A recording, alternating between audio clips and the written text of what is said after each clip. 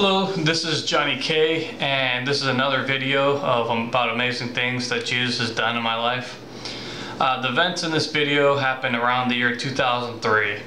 I was working part-time in a 100% commission job, and I was trying to figure out how I was going to go through college debt-free, and we're going through a rough time financially.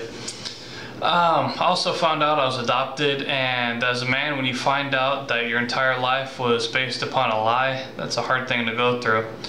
One day I was feeling down, really down, really down, borderline suicidal down. Now at this time in my life, I stopped using drugs on October 31st, 2008. Now I can honestly tell you that one of the hardest things you can go through is when you're used to numbing your life away with drugs and alcohol, then you start going through life sober. It's rough. I mean, at this time I did have Jesus in my life, but I still felt down. Then I heard a voice. As I was contemplating suicide, I heard this voice. I don't know if it was Jesus or if it was an angel or what was going on, but it was as clear as I'm talking to you. The voice said to me, "My grace is sufficient for you." My response was, "That's bullshit."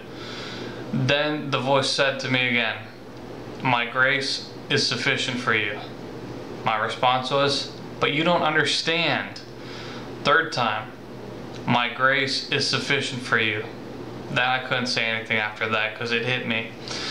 The realization that God's grace is sufficient, it was like an anchor that hit my soul, and not like a little anchor you can get at Wally World. I mean, I'm talking like it felt like an aircraft carrier anchor. And throughout it, God's grace being all you need, that's huge to face no matter what you're going through. I mean, you can argue with facts, but you can't argue with the truth. I came to the reality that the biggest battles that we face have nothing to do with our outside circumstances, but it's how we perceive our circumstances. Our biggest battles are not on the outside, but they're in our heads and in our hearts.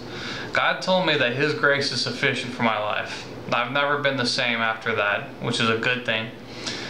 I cannot face difficult situations with a greater peace and knowing I don't have to have all the answers.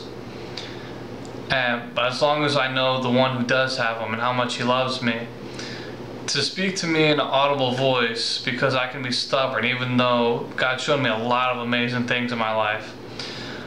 God only gets the credit in our lives when our strength isn't enough to pull us through tough times, and it's by His grace that we get through these tough times. I pray this message blesses you. If you're still skeptical about Jesus and His existence, simply ask Him, pray to Him, "Jesus, if you're real, show yourself to me," and He will. God bless.